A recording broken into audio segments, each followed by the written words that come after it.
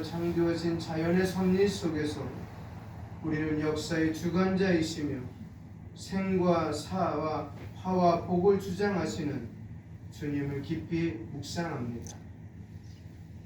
빛 대신 세상의 어둠을 쫓았고 사랑보다 탐욕을 품었으며 순종보다 고집을 내세웠음을 고백합니다.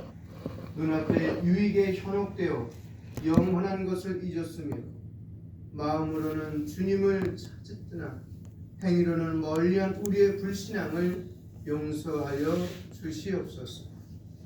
이 시간 우리의 심령을 정결하게 하시고 깊어진 상처와 연약함 위에 은혜의 담비를 내려 주시어 다시금 주님 앞에 온전히 서게 하옵소서.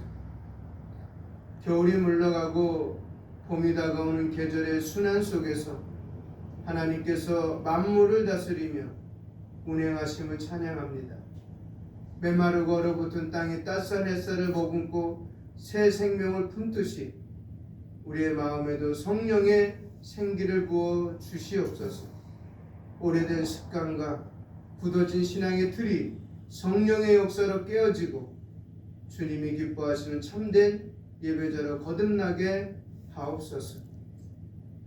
아버지 하나님, 이 시간에 주님의 몸된 교회를 위해 간절히 기도합니다. 이 땅의 모든 성도들이 믿음 위에 굳건히 서게 하시고 고난과 역경 속에서도 주님만을 의지하는 신앙으로 살아가게 하옵소서. 환난 중에 있는 자들에게 위로를, 병든 자들에게 치유를, 연약한 자들에게 힘을 더하여 주시고 가정과 기업, 일터, 학교 가운데 주님의 평강이 충만하게 하옵소서. 이 나라 정치적 혼란 속에서 속히 벗어나 정의와 공의가 강물처럼 흐르게 하옵소서. 탄핵이 인용되고 다음 대선이 공정하고 신속하게 치러져 주님의 뜻 가운데 나라가 다시 든든히 서게 하옵소서. 악은 결코 선을 이길 수 없으며 거짓은 결코 진실을 덮을 수 없음을 믿습니다. 경제가 회복되고 모든 가정이 안정을 찾으며 이 땅 위에 주님의 은혜와 공의가 충만하게 하옵소서. 하나님 아버지, 권력과 타협하지 않으며 세속의 유혹에 휩쓸리지 않도록 붙들어 주옵소서. 오직 진리를 수호하고 복음을 위해 수고하며 세상의 빛과 소금으로 쓰임받게 하옵소서. 저희 교회에 속한 모든 이들이 신앙의 성숙을 이루며 주님의 사랑이 넘치는 공동체로 세워지게 하옵소서. 또한 헌신하는 모든 분들에게 성령의 충만함을 도와서 맡은 바 사명을 의무가 아니라 기쁨으로 감당하게 하옵소서.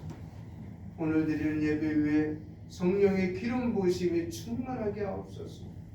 우리의 찬양이 주님 앞에 향기로운 제물이 되게 하시고 선포되는 말씀이 살아있는 능력이 되어 우리의 심령을 새롭게 하옵소서. 이 예배를 통해 각 사람의 마음이 회복되며 믿음이 더욱 견고해지게 하옵소서. 예수 그리스도 이름으로 기도합니다. 아멘.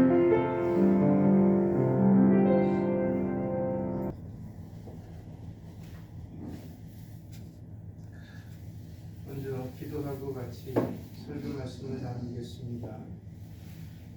거룩하시고 전능하신 하나님 아버지, 이 시간 주님의 거룩한 말씀 앞에 나아갑니다. 성령께서 우리의 마음을 밝히 비추사 주의 진리를 깨닫게 하시고 말씀을 듣는 우리의 심령이 옥토가 되어 복음의 씨앗이 깊이 뿌리 내리게 하옵소서. 우리의 지혜와 생각을 의지하지 않고 오직 하나님 말씀을 절대적 권위로 받아들이며 그 진리 위에 굳게 서게 하옵소서. 사람의 말이 아니라 살아계신 하나님의 말씀이 선포되게 하시고 오직 성경을 통해 하나님의 음성을 듣게 하소서. 또한 전하는 저에게는 두렵고 떨리는 마음을 주시고 또한 주의 말씀을 바르게 전하게 하시고 어떠한 인간적인 욕심이나 타협 없이 오직 하나님의 뜻만을 전하게 하옵소서. 성령이 친히 역사하셔서 말씀을 듣는 모든 성도들의 심령을 변화시키시고 주님의 뜻에 순종하는 믿음의 삶을 살게 하옵소서. 이 모든 말씀을 우리 주 예수 그리스도 이름으로 기도합니다. 아멘.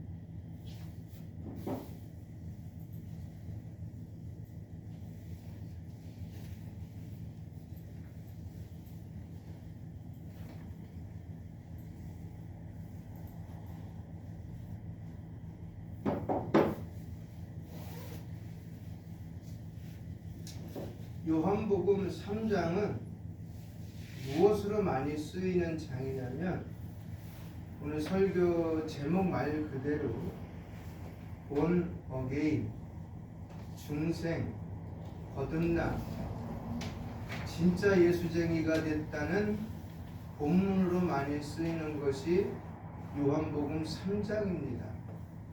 진짜 되었다. 진짜가 되었다는 거예요. 가짜가 아니라 진짜가 되었다는 거예요. 진짜 되기 이전에 많은 삶들이 있어요. 그렇죠?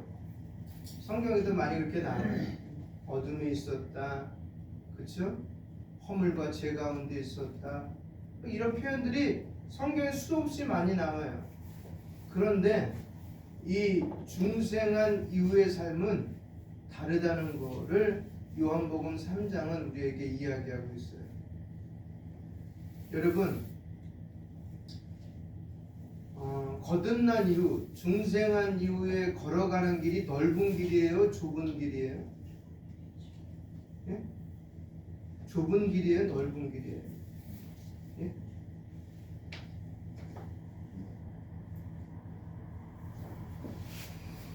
좁은 길로 가라 그랬습니다. 그렇죠? 좁은 길로 가라 그랬어요. 왜냐하면 넓은 길로 가는 사람들이 참 많은데 그 마지막은 뭐라고요? 멸망이라고 했어요. 멸망. 거기에는 영생이 없다고 성경은 강조하고 있습니다. 넓은 길을 간다는 건 뭐예요? 인본주의적인 것, 사람의 생각을 가지고 살아가는 거예요. 성경을 해석해도 사람 중심으로 해석하고 시대의 트렌드입니다 라고 하면서 성경을 해석하는 거예요. 근데 우리 그렇게 하지 말라고 예수님은 이야기합니다. 여러분, 좁은 길 가는 사람, 그 좁은 길이 뭐냐고 말할 때 우리는 대부분 그럽니다. 하나님의 말씀입니다 라고 말하면 사실 그것도 안 됩니다. 왜냐하면 너무 광범위해요. 제일 쉽게 이 사람이 좁은 길로 가고 있다는 특징이 뭐냐면 자기를 부인하는 거예요. 왜냐하면 우리 주님이 처음부터 십자가를 지고 나를 따르려거든, 십자가를 지고 나를 따라오려거든 이렇게 말합니다.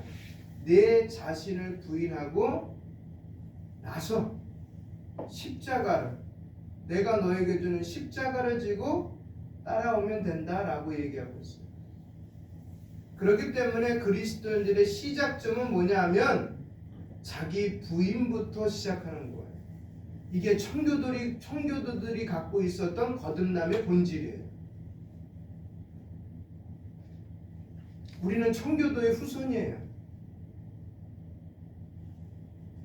영국에서 국교회, 지금의 우리나라도 들어와 있는 잉글리칸 처치, 성공회라고 합니다. 우리나라에서는. 그 성공회가 부패했어요. 왜냐하면 성공회가 왜 나냐면 이 영국이란 나라가 교황의 통치를 거부해요. 너만 교황 있냐? 우리도 교황 있다라고 해서 자체 교황을 세워버리면서 그 중심으로 그 추기경도 임명하고 신부도 임명하고 사제도 서품하면서 자기만의 교회를 만들어가요. 그런데 거기에 머리는 누구다? 예수 그리스도가 아니에요. 국왕이에요. 국왕이 교회의 머리예요.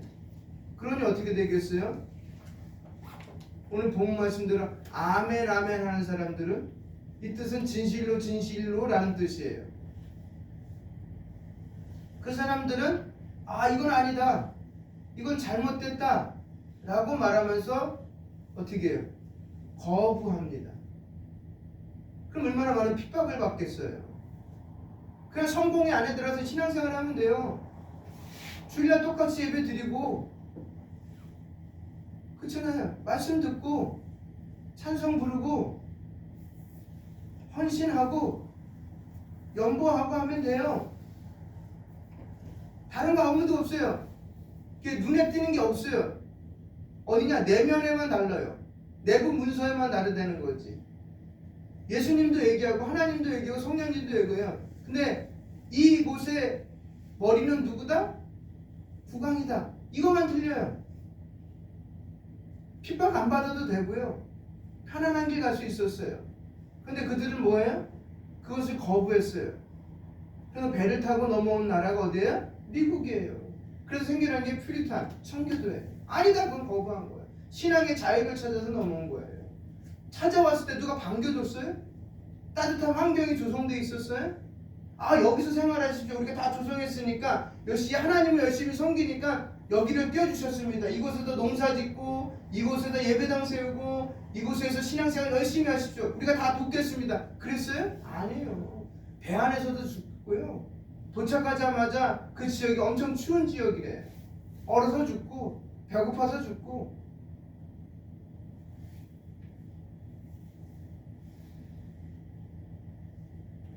자기를 부인하는 데서 출발한 신앙생활. 그렇잖아요. 우리 선조들도 그렇게 했어요. 예수 그리스도 믿는다 그러면 다 자기 부인부터 출발했어요. 회개가 바로 그거니까. 중생이 바로 그거니까. 그러니까 그가 교회 안에서 다툼이 있겠어요, 없겠어요? 다툼 없었어요. 왜? 교회의 권위에 절대적인 복종을 했거든요. 그래서 있는 게 뭐라고요? 권징이 있었던 거예요. 그 권징에 철저히 순복했어요. 그 사람이 남의 집 하인이든지 그 사람이 백정이든지 그건 관계없어요. 교회 안에 들어오면. 근데 그 백정이 장로고 그 하인이 안수 집사면은 내가 평신도이면 교회 안에서 철저하게 순복했어요. 철저히 자기 부인. 그렇기 때문에 기독교의 시작점을 그들은 너무나도 잘 알고 있었던 거예요.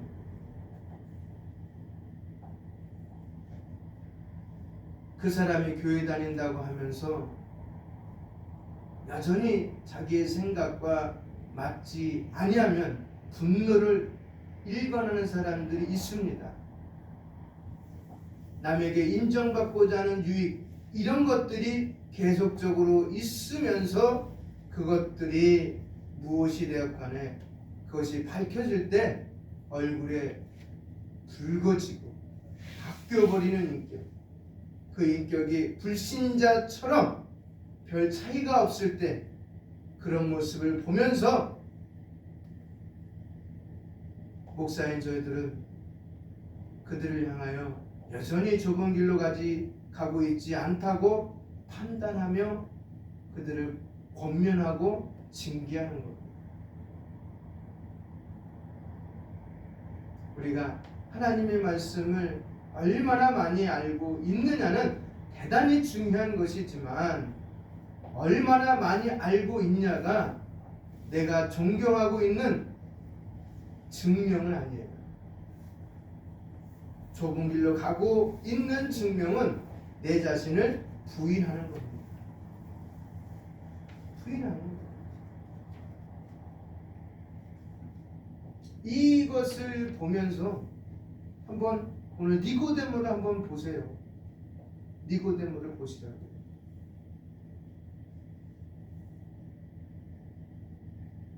그래서 첫 번째 단어가 뭐예요? 예수님이 니고데모가 그런 얘기하니까 첫 번째 한 말이 뭐야? 진실로 진실로 이렇게 말하는 거야.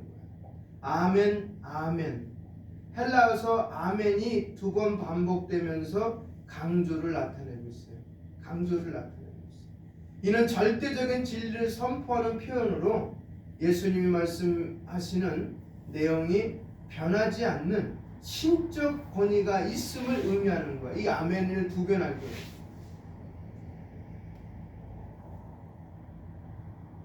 그러면서 누구에게 말한다고요? 지금 대화하는 니고데모에게 이렇게 말한다. 내게 이르는 소이레고 내가 너에게 말한다. 왜냐면 1인칭 주격이거든요. 레고. 내가 너에게 말한다. 누구예요? 니고데모에게. 누가? 내가. 그럼 나는 누구예요? 예수님. 예수님께서 니고데모에게 직접 말씀하시는, 돌려서 말하는 게 아니에요. 지금 보편적으로 모든 인간에게 적용되는 말씀이에요. 그래서 기독교의 특징은 뭐다? 1대1이라는 거예요. 1대 다수가 될 수가 없어요. 1대1이에요. 거듭남은 단순한 교훈이 아니라 반드시 경험해야 할 필수적인 사건이에요. 이것이 있어야 자기의 십자가를 지고 자기의 삶을 부인하면서 예수 그리스도가 주신 십자가 지고 갈 수 있는 거예요. 안 그러면은 늘 얼굴이 색깔이 변하고 그 심령 가운데 분노가 가득하고 뭐라고 말해요? 사람이 거듭나지 아니하면 어딜 못 간다고요? 아버지의 나라 못 간다고 해요. 거듭나야 된다.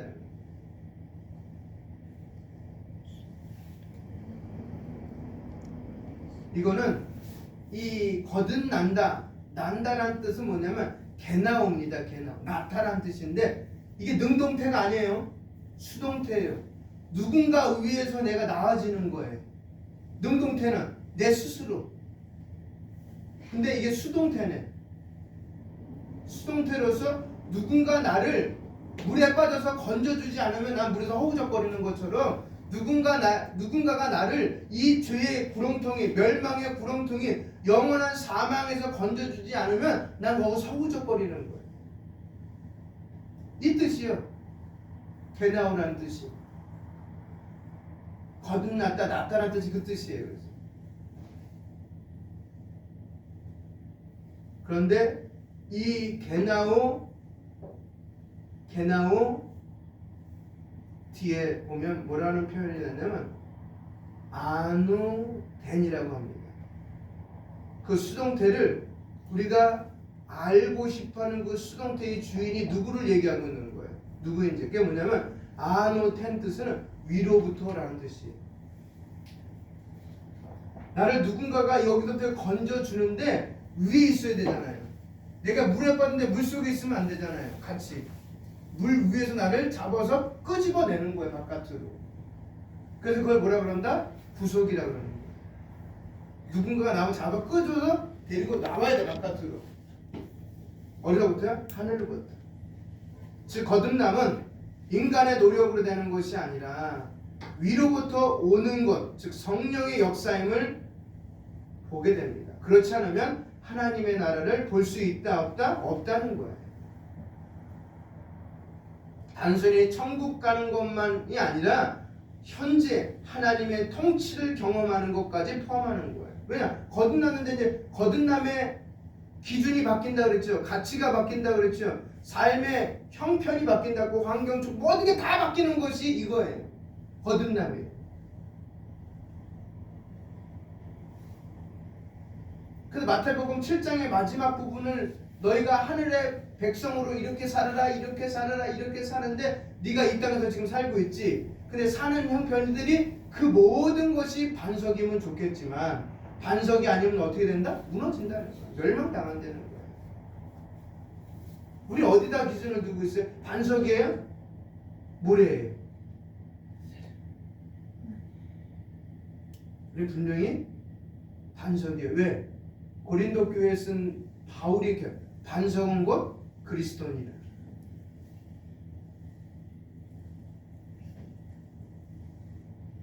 함께 따라하겠습니다. 거듭남이 없으면 참된 신앙과 구원의 확신이 있을 수 없습니다. 예, 없어요. 그러게 여러분, 거듭남은 선택이 아니라 필수예요. 예수 그리스도를 믿게 되는 필수 과목이에요. 내가 믿게 됐을 때 거듭남이 나와야 돼요. 나와야 되는 게, 거듭남을 통해서 신앙의 발걸음을 갖는 거예요. 그것이 안 되면 어떻게 해요? 나는 신앙인 아니에요.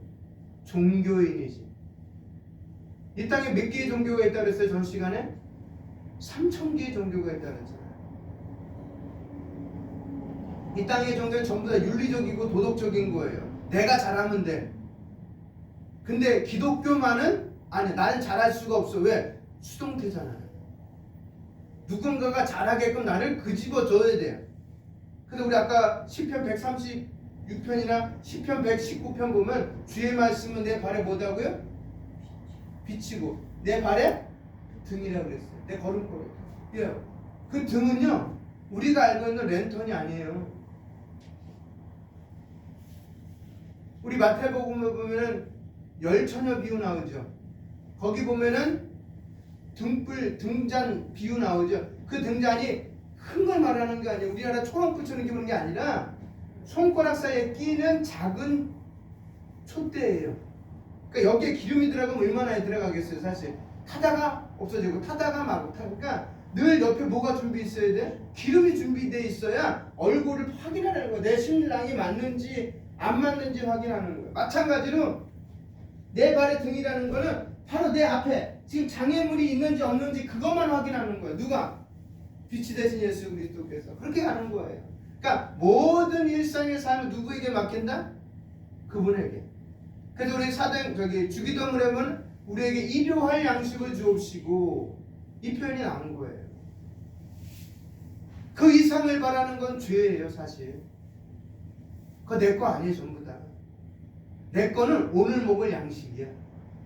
그 외 거는 사실 다른 사람 거야. 사실 다른 사람 거야. 내가 노력한 건 사실이지만 그 노력에 대한 대가는 분명히 하나님이 주셨어요.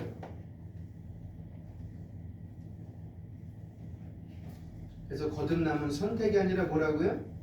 필수라는 겁니다. 예수님을 찾아간 니고데모는 진리를 찾고자 하는 사람에게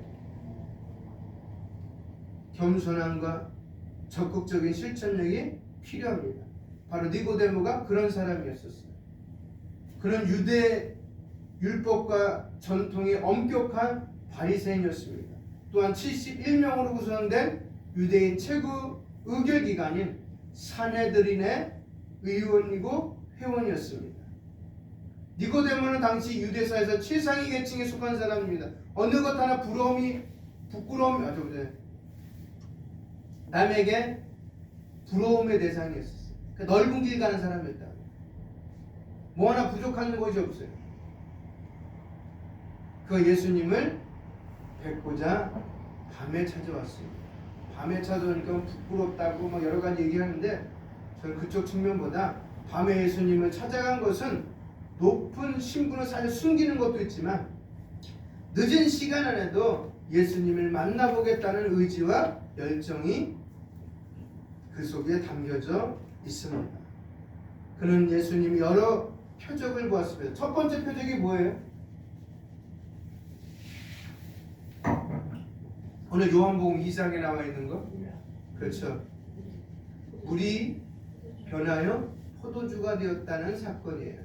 그죠? 가나 혼인잔치. 그런 표적을 보고 나서 이렇게 말합니다.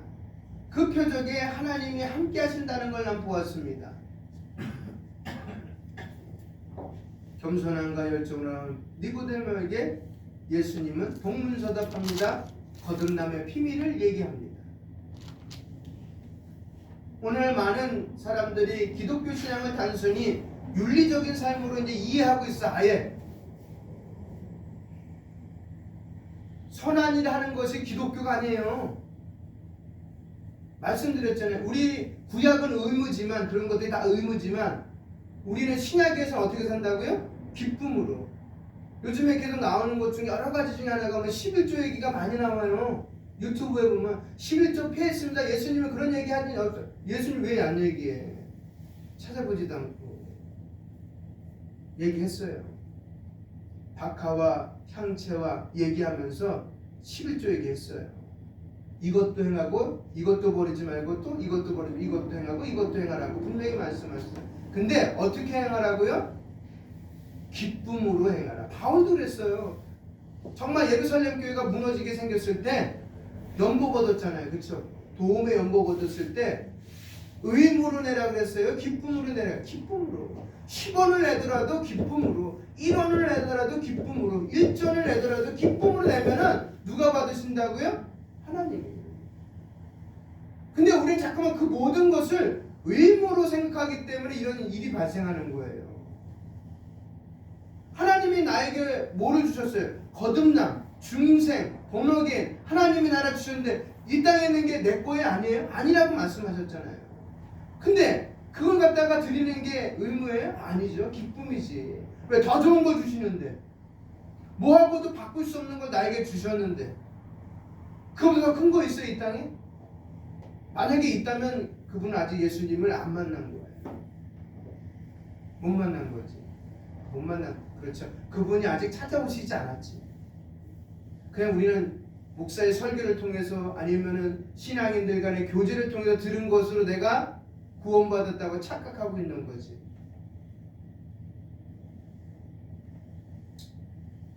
하지만 예수님은 분명히 말씀하셨습니다. 따라합니다. 거듭나지 아니하면 하나님 나라를 볼 수 없다. 볼 수 없어요. 볼 수 없어요. 정말 거듭나야만 보는 거예요. 다시 태어나야 되는 거예요. 여러분, 어머니 태중에 임신하여서 태중에 아이가 있다면 아이의 세상은 어디예요? 어머니 태중이에요. 거기가 그 아이의 전 세계예요. 그 아이한테 야 세상엔 이런 것도 있고 저런 것도 있고 아름다운 것도 있고 참 보기 좋다라고 아무리 얘기해도 그 아이에게는 속이에 경일기예요. 난 놓고 기억도 몰라요.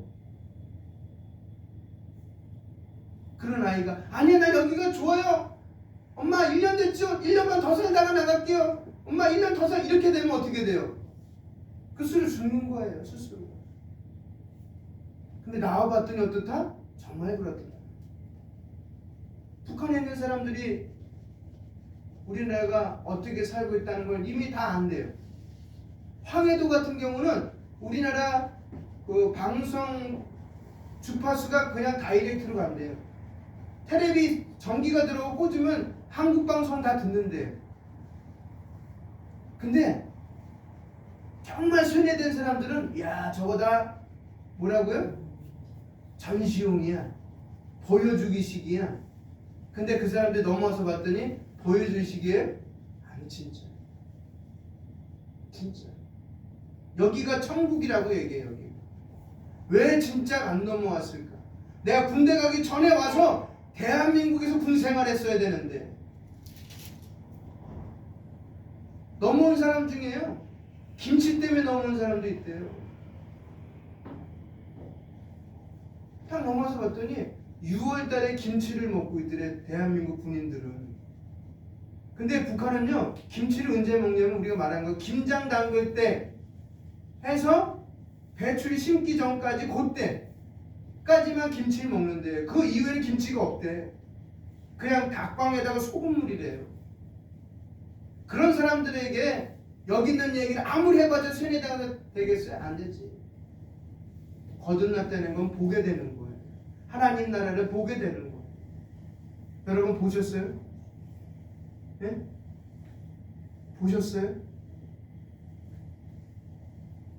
보셨으면 아까 좁은 길이 기쁨의 길이 되는 거예요.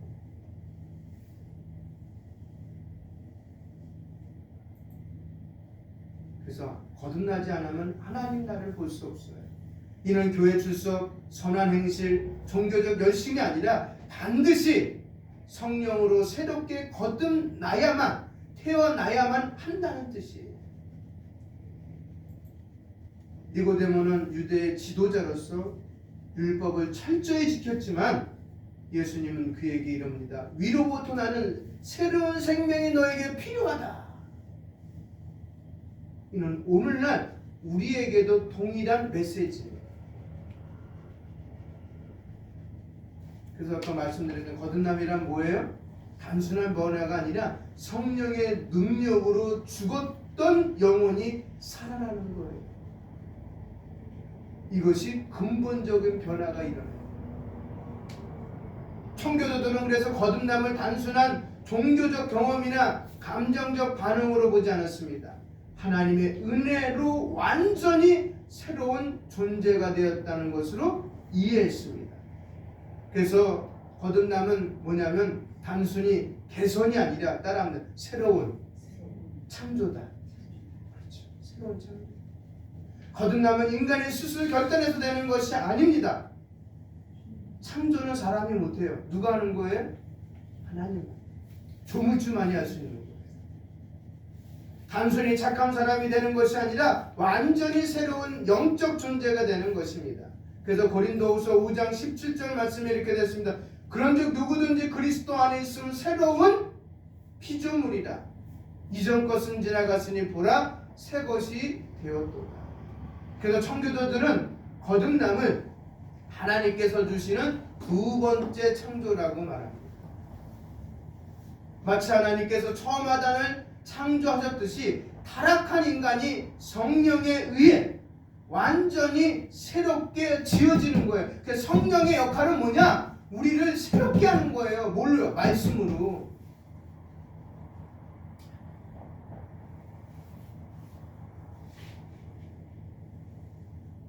두 번째 거듭남은요, 지식적 동의가 아니라 마음의 변화입니다. 지식적. 머리로 예수 믿는 게 아니라 어디요? 마음으로 믿는 거야. 내 마음. 그래서 로마서 말씀에 들음은 어디서나고요? 들음은. 믿음은 어디서 난다 그랬어요? 그렇죠. 들으면서. 그 들음은 어디요? 마음에서. 여기서 여기 내려오는 게 참 힘들어요. 30cm도 안 되는데.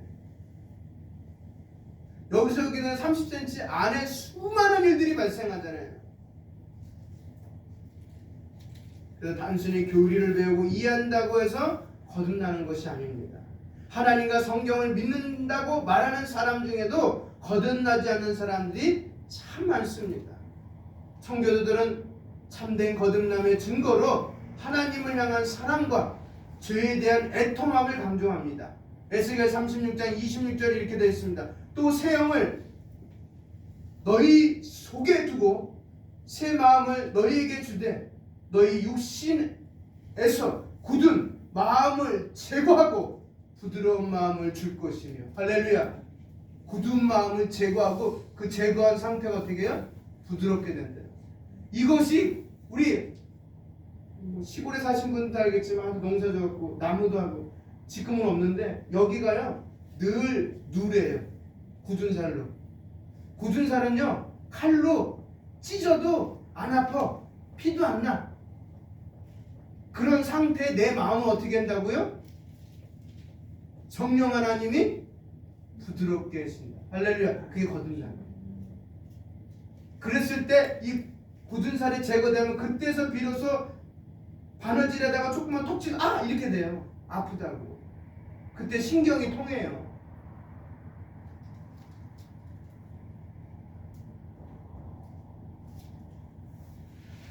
그래서 청교도들은 거듭남을 머리가 아닌 마음의 변화라고 강조합니다. 단순히 신학적 이해가 아니라 하나님을 진실로 사랑하게 되는 변화인 것입니다. 세 번째 거듭남은요 성령의 주권적인 역사로만 가능해요. 누구의 역사요? 성령 하나님. 인간의 노력이나 결단으로 거듭나는 것이 아닙니다. 전적으로 성령의 역사로만 가능합니다. 예수님께서 니고데모에게 말씀하신 것처럼 거듭남은 어디로부터요? 위로부터. 나는 기다리면 되는 거예요. 위로부터. 나는 아무 조건 내세울 필요 없어요. 그냥 가만히 있으면 돼요. 그가 위로부터 나를 움직여 주시면 되는 거예요. 그래서 오늘 본문 3절에 이렇게 진실로 진실을 내게 이르노니 사람이 거듭나지 아니하면 하나님 나라를 볼 수 없다고 분명히 못 받고 있어요. 우리는 하나님 나라에 볼 수 없는 사람이 되면 안 돼요. 볼 수 있는 사람이 돼야 되고요. 가서 하나님도 만나야 되고 성령님도 만나야 되고 우리를 피 흘리고 사신 예수님도 만나야 돼요. 그리고 먼저 살다 간 우리의 선조들, 믿음의 선조들도 만나야 돼요. 우리의 인간의 의지로 거듭남을 만들어낼 수 없어요. 오직 성령의 역사로 죄인이 변화되어 하나님을 사랑하면 됩니다. 한번 그럼 보겠습니다. 우리에게 한번 적용을 시켜볼까요? 그렇다면 진정한 성도는 단순한 도덕적 변화가 아니라 근본적으로 새롭게 창조된 존재라고 들었어요. 그죠? 네? 고린도후서 5장 17절에 그렇다면 우리는 스스로의 행위가 아니라 하나님의 역사에 의존하고 있는지 한번 점검해야 돼요. 무엇을 하든지 간에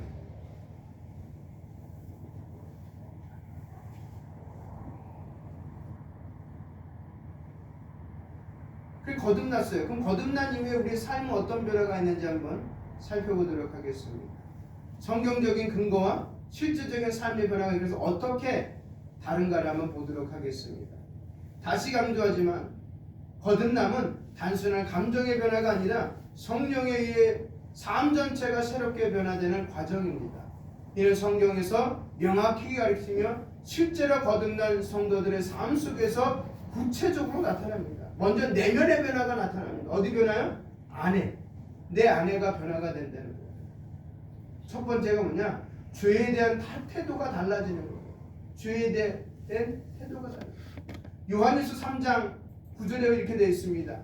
하나님께로부터 난 자마다 죄를 짓지 아니하나니 이는 하나님의 씨가 그의 속에 거함이요 저도 범죄하지 못하는 것은 하나님께로부터 났습니다. 또한 고린도후서 7장 말씀에 하나님의 뜻대로 하는 근심은 후회할 것이 없는 구원에 이르게 하는 회개를 이루는 것이요 세상의 근심은 사망을 이루는 것입니다. 그래서 이전에 이 첫 번째 변화가 뭐라고? 죄에 대한 태도가 변화다. 이게 성경적인 근거예요. 그 근거로 한번 실제적인 변화를 보면 어떤 변화가 이 내면에서 일어나면 이전에는 죄를 가볍게 여기거나 즐겼지만 이제는 죄를 미워하고 멀리한다는 거예요. 죄를 지었을 때 깊은 애통함을 느끼고 즉시 회개하며 돌이키는 습관이 생긴다는 거예요. 마지막에 세 번째는 세상의 가치보다 하나님의 거룩함을 더욱 사모하게 되는 거예요. 그래서 거듭나기 전에는 거짓말, 분노, 음란함, 교만함 등 다스럽게 이런 것들을 여기지 않던 사람이 거듭난 이후에는 자신의 죄를 깨닫고 회개하며 변화된다는 거예요. 두 번째는 하나님과 점점 가까워진다는 거예요. 거듭난 이후의 삶은 죄를 멀리하고 뭐를 가까이 한다고요? 하나님을 가까이 한다는 거예요. 그러면서 기도에 대한 갈망, 말씀에 대한 갈망이 막 솟아 나온다는 거예요. 그래서 우리 성경 말씀대로 주의 말씀 뭐와 같다고요? 내 발에 등이면서 뭐와 같다? 꿀송이와 같이 달다고 얘기하는 거예요. 그전에는 뭐와 같아 달다고요? 그전에는 너무 써. 재미가 하나도 없어. 졸리기만 해. 한 구절 읽을 때마다 하품이 나와. 근데 지금 어떻게 해요? 한 구절이 아니라 한 권을 다 읽어도 개운해. 너무 재밌어.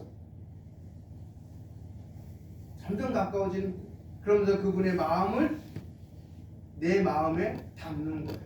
그 성경적인 근거가 시편 42편입니다. 하나님이여 사슴이 시냇물을 찾기에 갈급함 같이 내 영혼이 주를 찾기에 갈급하나이다. 또한 요한복음 10장 27절 말씀에 보면 내 양은 내 음성을 들으며 나는 그들을 알며 그들은 나를 따르리라. 할렐루야. 그렇게 가까워진 사람의 실제적인 변화 어떤 현상이 나타나냐면 첫 번째, 형식적으로 기도한 사람이 하나님과의 깊은 교제를 갈망하게 됩니다.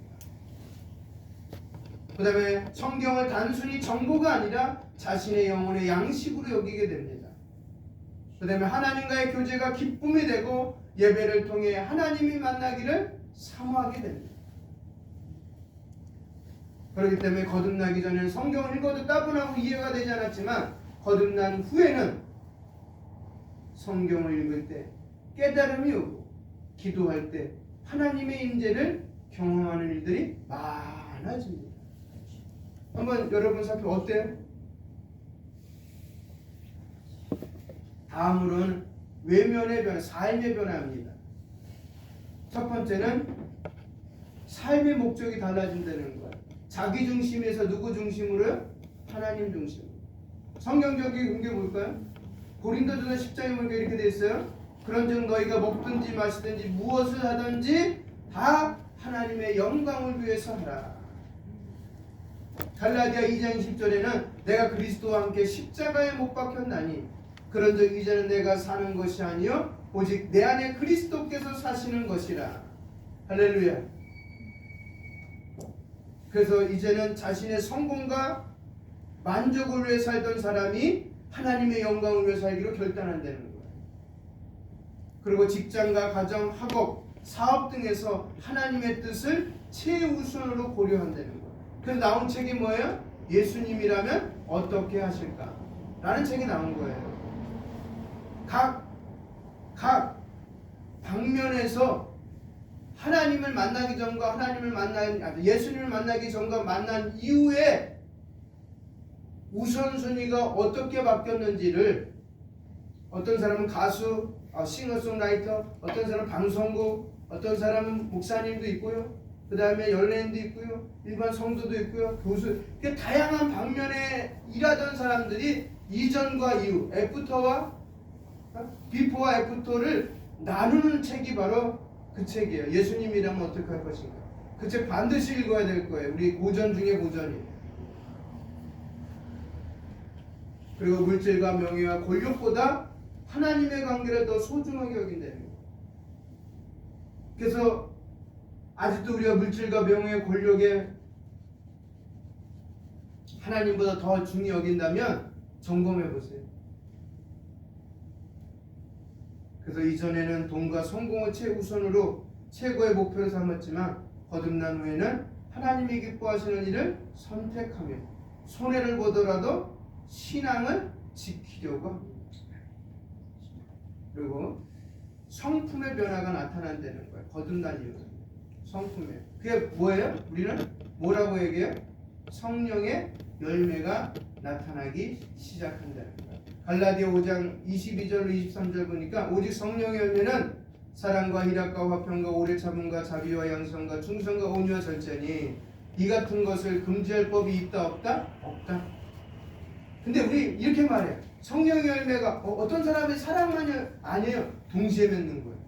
성령의 열매는요, 사랑만 맺고 나머지가 없는 게 아니에요. 사랑이 있으면 희락도 있고 화평도 있고 오래 참음도 있고 자비도 있고 양성도 있고 충성도 있고 온유도 있고 절제가, 그게 다 한꺼번에 열매 맺는 거예요.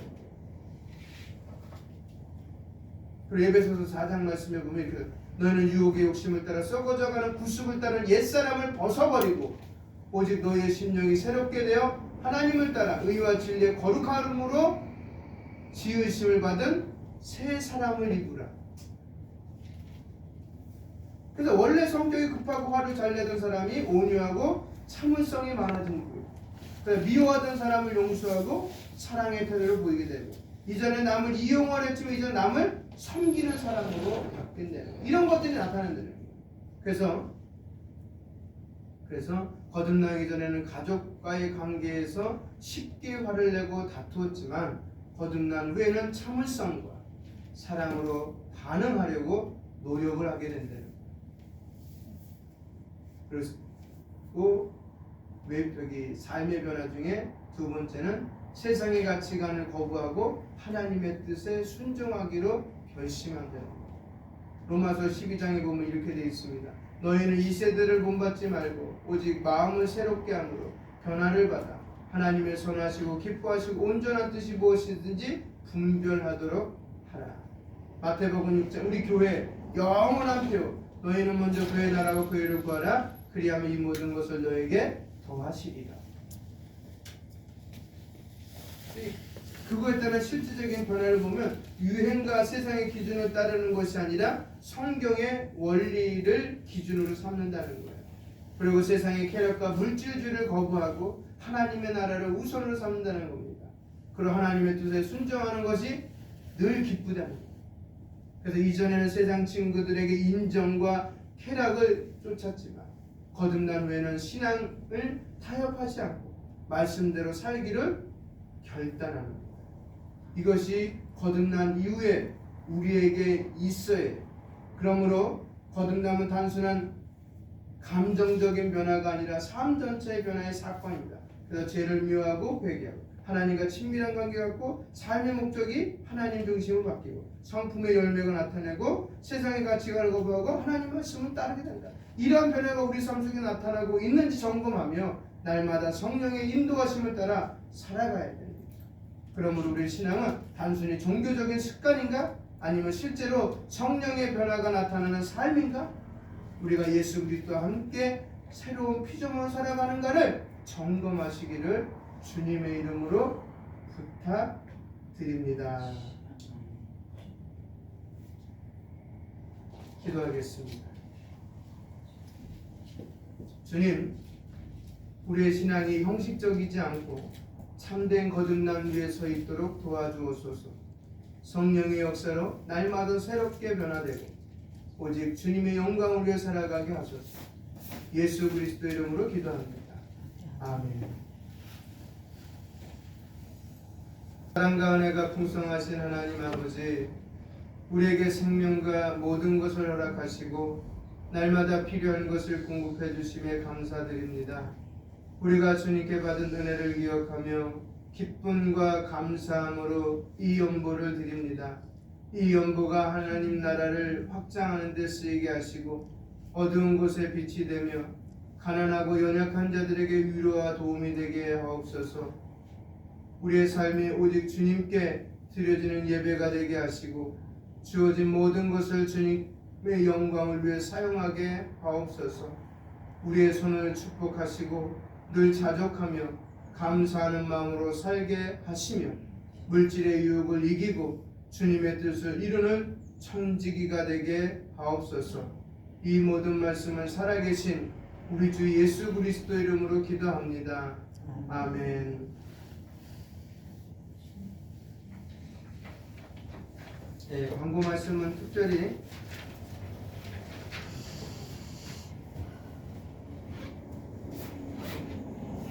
4월 달에 있을 한 분 초청주일에 꼭 같이 오실 분을 위해서 기도하며 준비해 주시면 고맙겠습니다. 네, 축도로 마치겠습니다. 지금